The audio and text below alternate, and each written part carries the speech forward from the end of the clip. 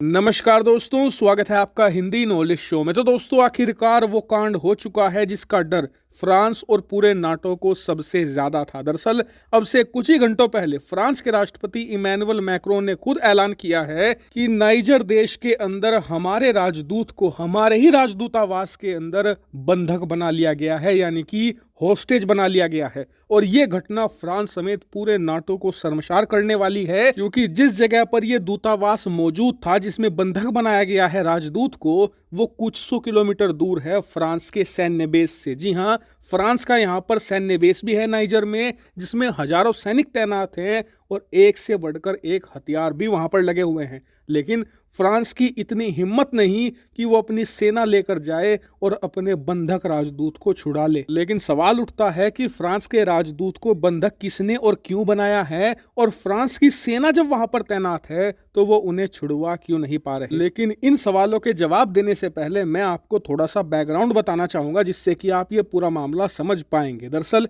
इस पूरे मामले की शुरुआत हुई अब से 1-1.5 महीना पहले, जब अफ्रीका का जो साले रीजन है, आप अपनी स्क्रीन पर देखिए, यह है पूरा साले रीजन, जिसमें माली, नाइजर और कई और देश शामिल हैं। इन सभी देशों में तख्ता पलट शुरू हो गया था और एक के बाद एक वहां की जो लोकतांत्रिक सरकारें थी उन्हें बर्खास्त कर दिया गया और सैन्य शासन वहां पर लागू हो गया। और इस पूरे घटनाक्रम का जिम्मेदार ठहराया गया रूस को। दरअसल पश्चिमी देशों ने आरोप लगाया कि जो रूस है वो वहां की सेनाओं को समर्थन दे रहा है, और जो वहां पर पश्चिमी देशों की समर्थन वाली सरकारें बैठी हुई हैं उनका तख्ता पलट करवा रहा है। इसमें सबसे महत्वपूर्ण था नाइजर देश का तख्ता पलट। दरअसल नाइजर एक बहुत ही ज्यादा स्ट्रेटेजिक लोकेशन पर बसा हुआ देश है। आप अपनी स्क्रीन पर देखिए, ये देश भले ही समुद्र से ना लगता हो, लेकिन इसकी लोकेशन ऐसी है कि यहां से आप आधे अफ्रीका को कंट्रोल कर सकते हैं, खासकर कि साले रीजन को। और साले रीजन इंपॉर्टेंट क्यों है इतना? क्योंकि यहां पर आपको मिलते हैं बहुत ही ज्यादा कीमती धातु, जैसे कि तांबा, जस्ता, लोहा, चांदी, सोना, हीरे, और सबसे महत्वपूर्ण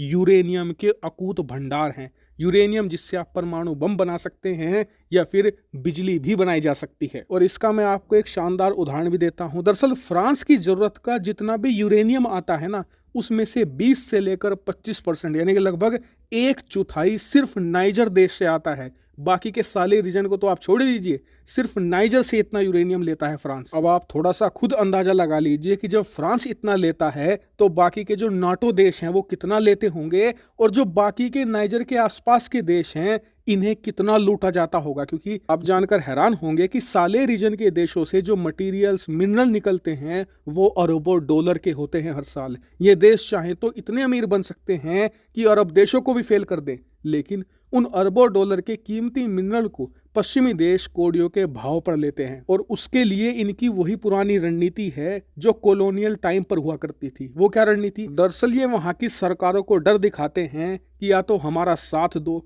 जितनी भी खदानें हैं अनमोल धातुओं की वो हमें दो, वरना जो तुम्हारा विपक्षी दल है या वहां की सेना है हम उसे समर्थन दे देंगे, वो तुम्हारा तख्ता पलट कर देंगे, तुम्हें मरवा देंगे, और धातुओं की जो खदानें हैं हम उनसे ले लेंगे। इससे बढ़िया है बिना मार काट के चुपचाप तुम ही ये हमारे हवाले कर दो। और दुखद बात यह है कि इनका ये गंदा खेल आज 2023 तक भी जारी है। लेकिन इसी खेल का इस्तेमाल किया रूस ने, और अब से कुछ ही महीने पहले इनका तख्ता पलट करवा दिया। जो इनके खिलाफ सेनाएं थी, जो सेना के गुट थे, उन्हें पैसा, हथियार देकर इनकी जो सरकारें थी उनका सफाया करके जो अपने समर्थन वाले लड़ाके थे उन्हें सत्ता में ला दिया। और सत्ता में आते ही जो सैन्य सरकारें थी उन्होंने साफ साफ कह दिया फ्रांस को और तमाम पश्चिमी देशों को कि अपनी सेनाएं यहां से लेकर वापस चले जाओ। खास करके नाइजर देश के अंदर जो सैन्य सरकार आई उसने तो साफ कह दिया कि अपना जो राजदूत है उसे भी ले जाओ, अपना दूतावास खाली करो हमारे देश से, और साथ ही जो तुम्हारा सैन्य बेस है उसे भी खाली करो, हमें तुम्हारा यहाँ पर एक भी सैनिक नहीं चाहिए। लेकिन फ्रांस पिछले 1.5 महीनों से विरोध कर रहा है और वो छोड़ने को तैयार नहीं है, ना तो सैन्य बेस और ना ही दूतावास। क्योंकि फ्रांस को पता है कि एक बार हमने अपना सैन्य बेस छोड़ दिया और अपने दूतावास को भी वापस ले गए तो हमारा प्रभाव यहाँ पर हमेशा हमेशा के लिए खत्म हो जाएगा। अरबों डॉलर के जो कीमती मिनरल मटेरियल हैं सब हाथ से जाएंगे और रूस का इस देश पर जबरदस्त प्रभुत्व हो जाएगा। और इसी को लेकर पिछले 1.5 महीने से फ्रांस की सरकार और नाइजर की नई सैन्य सरकार के बीच में तनातनी चल रही थी और ये अब तनातनी चरम पर पहुंच चुकी है।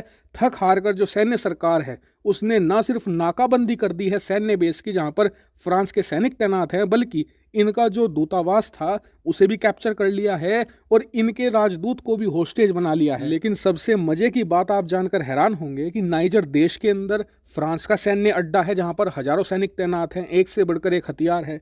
नाइजर के आसपास बहुत सारे अफ्रीकी देशों में कई सारे नाटो देशों के सैन्य बेस है जहां पर हजारों की संख्या में सैनिक तैनात हैं, लेकिन फिर भी नाटो और फ्रांस की इतनी हिम्मत नहीं है कि इन सैन्य सरकारों पर हमला कर दे या फिर अपने दूतावास को ही बचा ले जाए। अब आपका सवाल होगा कि ये लोग हमला क्यों नहीं कर रहे, तो इसका जवाब दिया है इटली की प्राइम मिनिस्टर ने। दरअसल इटली के प्राइम मिनिस्टर ने यह कहा है और नाटो को चेतावनी दी है कि आप भूल कर भी इन अफ्रीकी देशों पर हमला मत करना, वरना दुनिया भर में हमारी वो भद पिटेगी जो आज तक किसी ने नहीं देखी होगी। इससे संदेश ये जाएगा कि हम फिर से अफ्रीकी देशों को अपना गुलाम बनाने की कोशिश कर रहे हैं, इन देशों को कुचलने की कोशिश कर रहे हैं। यही कारण है कि पिछले 1.5 महीनों में फ्रांस ने ब्रिटेन से, इटली से, जर्मनी से, खुद अमेरिकी सेना से मदद मांगी। किसी ने भी इन देशों पर हमला करने की हामी नहीं भरी, सबने साफ इनकार कर दिया है और खुद फ्रांस फंस चुका है क्योंकि नाइजर के अंदर इनका सैन्य बेस दांव पर लगा हुआ है और अब तो खुद